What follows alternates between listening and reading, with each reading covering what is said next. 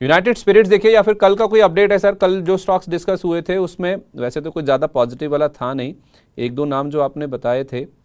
कल मैंने आपको बताया था रत्नवीर, वो हाँ बहुत अच्छा चल गया। वो 240 के आसपास काउंटर था, आज वो 256-57 तक गया है। ऐसे बाजार में भी हाई पे है, वो रख सकते हैं उसको अभी भी। कल और ओला पे आगे बात हुई थी, आप ओला आपने कहा था 39 पे लीजिए, 42 47 आई थिंक ये आपने टारगेट बताए थे, कोई अपडेट है उस पर? नहीं, अभी होल्ड करके चलेंगे, वो लेवल आपको मिल जाएंगे। और एक और टेक्सटाइल का काउंटर है गोकेक्स, गोकुलदास एक्सपोर्ट्स। हाँ, इसमें बहुत अच्छा रिवर्सल है और ये काउंटर 870 से 900 की तरफ जा रहा है। रचित सर, संवर्धन मदरसन की बात कर लेता हूँ यहाँ पे, क्योंकि कुछ खबरें निकल के आई हैं यहाँ पे। जो कंपनी है, चीन की जो कंपनी है शेंजन ऑटोकुज, उसमें कंपनी ने अपनी हिस्सेदारी जो है वो बढ़ाने जा रही है। यहाँ पे मदरसन की जो सब्सिडरी कंपनी है यहाँ पे SMR ऑटोमोटिव ने इसके लिए डील करी है। हिस्सेदारी बढ़ने के बाद मदरसन के पास इस चीनी कंपनी का 2/3 से ज़्यादा का हिस्सा हो जाएगा यहाँ पर, जो कि अभी तक जानकारी निकल के आ रही है। यानी कि साफ तौर पे है कि मदरसन की जो मालिकाना हिस्सेदारी है और फैसलों पर जो पकड़ है वो दोनों जो मजबूत होती हुई दिखेगी, और मदरसन जो है वो इस चीनी कंपनी पर अपना कंट्रोल और बढ़ाती हुई दिख रही है। सर, किस तरीके से देख रहे हैं आप इस खबर को, और इसके मायने क्या रहेंगे दर्शकों के लिहाज से? रचित सर जी। अच्छा, देखिए, डेफिनेटली खबर अच्छी है। और इसमें गोइंग फॉरवर्ड डेफिनेटली आपको एक फर्क जरूर आता हुआ दिखेगा। इसके पीछे आप इस मैकेनिज्म को समझें कि आज भी चाइना जो है that is the factory of the world, और नंबर गेम में चाइना का प्ले बहुत स्ट्रांग रहा है विद लोअर मार्जिन्स। कहीं ना कहीं गोइंग फॉरवर्ड इसके रेवेन्यू पे भी इम्पैक्ट देखने को मिलेगा। और बस एक चीज हम जरूर ध्यान रखें, मदरसन रिलेटिवली नेचर जो है इस पर्टिकुलर स्टॉक का थोड़ा लो बीटा मूवमेंट का है। तो आपको गोइंग फॉरवर्ड जिस तरीके से पोजीशन 178 और 182 लेवल्स की तैयारी कर रहा है, उसके लिए कहीं ना कहीं अपनी पोजीशन को मेंटेन करें। अगर आप छोटे से रुचि छलांग और हमारे कवरेजेस देखते आए हैं तो आपका लोअर लेवल से पोजीशन होगी, अगर नहीं है नो प्रॉब्लम, 154 का स्टॉप लॉस होगा। ये चीज ध्यान रखिएगा, जब तक उसके ऊपर मेंटेन कर रहा है आपको हाई लेवल्स देखने को मिलेंगे। और अगर आप इसको मीडियम टर्म के लिए इन्वेस्टमेंट के तौर पे रखते हैं तो 200 प्लस टारगेट्स भी आपको देखने को मिल सकते हैं। ठीक है। कुछ वॉल्यूम वाले प्लेस सर अगर मैं देखूं आज के सेशन में जो एक्टिव हैं, ट्यूब इन्वेस्टमेंट 8% ऊपर है सर, 562% का वॉल्यूम राइज है। ये 1000 रुपये वाली कैटेगरी से तो बहुत ही ऊपर है। अब ये सर 3000 की कैटेगरी को टच करने की तरफ बढ़ रहा है। इस स्टॉक को देखकर जरा बताइए, ये आई थिंक मुरुगप्पा ग्रुप की कंपनी है। जी जी, देखिए बहुत अच्छा रिवर्सल है, और मार्केट खुलते ही जो कुछ काउंटर अपेंड होके शॉर्ट कवरिंग वाले थे उसमें ये टॉप पे था।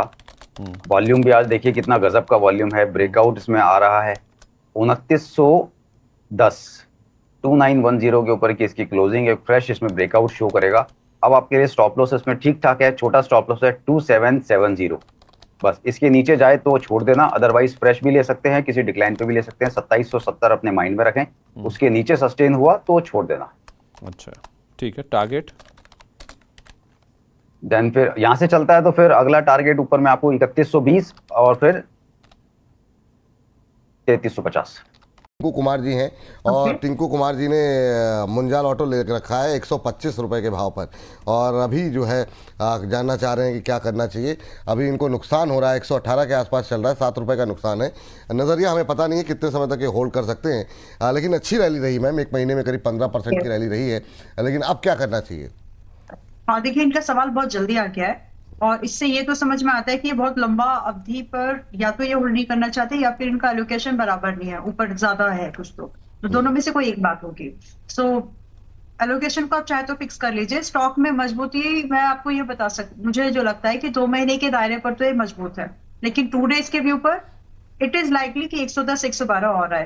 तो 7-8 रुपए खोने के बाद ही आपका सवाल आया है, इसका मतलब आप बहुत ज्यादा रिस्क नहीं लेना चाहते।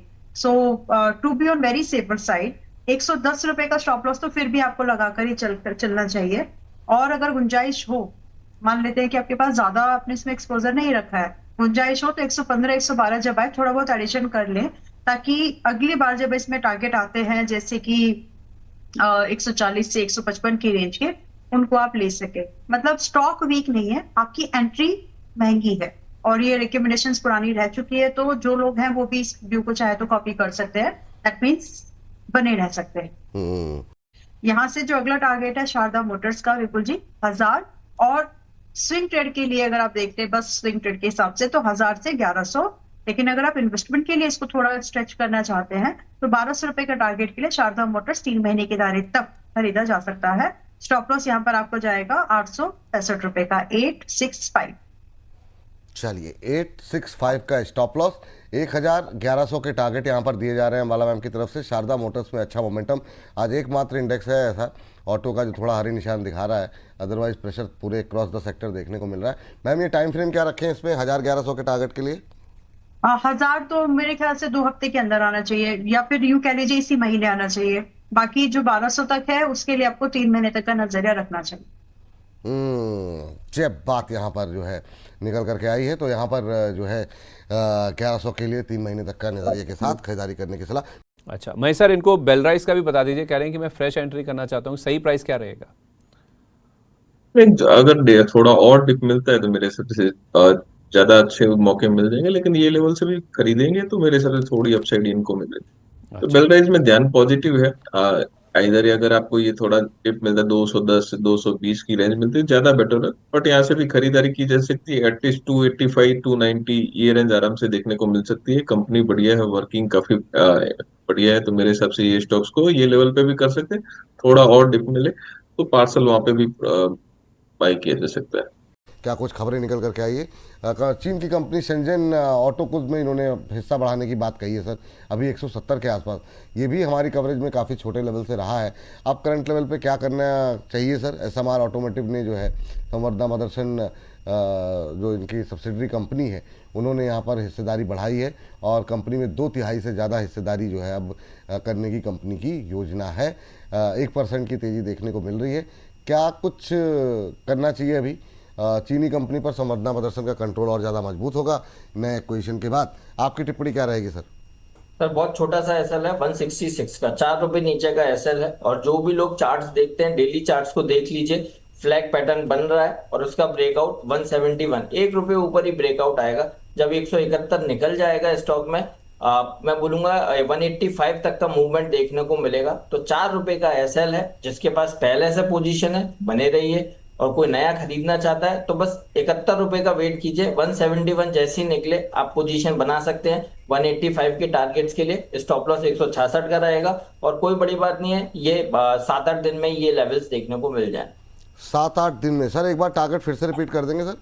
सब 185 का target, stop loss 166। Stop loss 166 संवर्धना मदरसन में देखने को मिल सकते हैं। 115 रुपए तक के अपसाइड के लिए संवर्धना मदरसन खरीदारी करने की सलाह करंट लेवल से दी जा रही है। बेल राइस की सबसे पहले बात करते हैं। पहली कंपनी है जेफरीज की रिपोर्ट है, खरीदारी की सलाह 280 रुपए तक के इन्होंने टारगेट्स दिए हैं।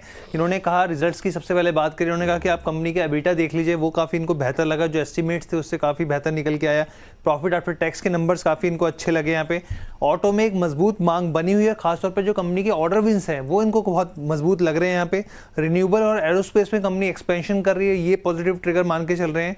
इन्होंने हालांकि क्या किया है, FY27 के लिए अर्निंग पर शेयर जो है उसमें 3% के आसपास की कटौती कर दी है, लेकिन उसके बावजूद इनका मानना है कि अगर आप वित्त वर्ष 2026 से 29 के बीच में देखेंगे तो एबिटा कैगर जो है वो 21% बढ़ सकता है। अर्निंग पर शेयर जो है कैगर के हिसाब से देखेंगे तो 25% बढ़ता हुआ दिख सकता है। कस्टमर्स की जो ग्रोथ है वो थोड़ा सा वहाँ पे जो है इंडस्ट्री के हिसाब से धीमी जरूर है। यहाँ पे रेवेन्यू पे हल्का दबाव हो सकता है, लेकिन ये कह रहे हैं कि ओवरऑल जिस तरीके से एक्विजिशन कंपनी कर रही है, ऑर्डर बुक जो है वो मोमेंटम जो है वो स्ट्रांग ही रखेगा। चलिए अंबाला मैम आपसे शुरू करना चाहेंगे, बताइए बेल राइस को लेकर के आपका व्यू क्या है? ये किसके थ्रू आई है ये वाली रिपोर्ट? ये मैम जेफरीज की तरफ से आई है और 280 के टारगेट। अच्छा, तो टारगेट से मैं कन्विंस्ड हूँ।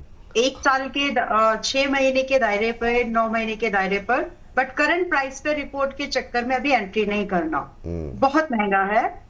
दिस इज लाइकली टू कि ये कभी कभी 210 215 की रेंज पर आ जाएगा, तब चाहे तो आप अपने एक्सपोजर को वहां पर ला सकते हैं, बट रिपोर्ट पढ़ के तुरंत एंट्री करना कुछ भी अब महंगा सौदा।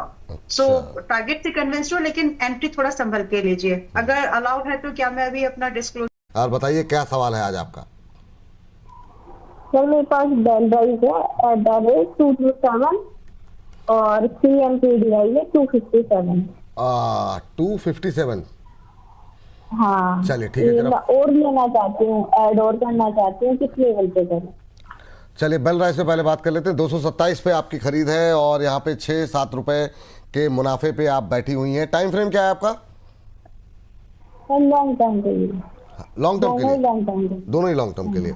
चलिए फटाफट जरा बातचीत कर लेते हैं इस पर। माला मैम, बेल राइस पे पहले 6-7 रुपए के प्रॉफिट पे बैठी हुई है मैम, क्या सजेशन रहेगा आपका 234-35 के आसपास? और दूसरा CMPDI भी लेकर के बैठी हुई है, दोनों में लॉन्ग टर्म का व्यू है। बेल राइस पर 6-7 रुपए के प्रॉफिट पर आपका सवाल आया है, लॉन्ग टर्म के 6-7 रुपए के गेन पर लॉन्ग टर्म के लिए आपका सवाल आया है। थोड़ा सा डिस्कनेक्ट है। अगर आप सच में लॉन्ग टर्म की बात कर रहे हैं तो होल्ड करिए, कोई प्रॉब्लम नहीं है। लॉन्ग टर्म का मतलब होता है करीब चार सावन तो आप दिखाएंगे अपने स्टॉक को अपने लेने के बाद, ठीक है। तो मतलब 3-4 साल की इन्वेस्टमेंट तो आप प्लान कर रहे हैं। तो अगर आपका व्यू विजन बहुत क्लियर है तो ठीक है, कोई एक्सपेंसिव नहीं है। लेकिन अगर आप स्टॉक आया 215 और आप घबरा जाएं तो प्रॉब्लम है।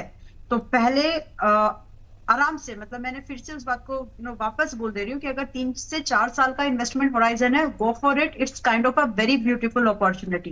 फंडामेंटल्स आप उठा के देखिए, प्रोडक्ट आप समझ के देखो, आपको सब कुछ बहुत ही अच्छा दिखेगा। शॉर्ट टर्म में दिक्कत है जो स्विंग ट्रेड करते हैं उनके हिसाब से, तो आप अपने प्रोडक्ट आराम से इसको होल्ड कर सकती है। कि 143 पे लिया हुआ है, क्या करना चाहिए अभी जरा बताइए। क्या टिप्पणी रहेगी प्रदीप सर आपकी? तो जब डिस्कशन हुआ था 145 140 के आसपास, देखिए यहाँ पे एक बहुत बड़ा सप्लाई जोन था और डबल टॉप अगर आप देखेंगे बिल्ड हुआ है, तो ऑब्वियसली नीचे आना ही था। और अभी का जो डिमांड जोन है वो बेसिकली 112-13 के आसपास है। यहाँ से भी मैं थोड़ा और कंसोलिडेशन या तो थोड़ा और नीचे देख पा रहा हूँ। सो अभी तो फिलहाल अगर उनके पास ऑलरेडी है स्टॉप लॉस 104 के आसपास ही होना चाहिए। फ्रेश बाइंग या एवरेजिंग अवॉइड करके चलना चाहिए।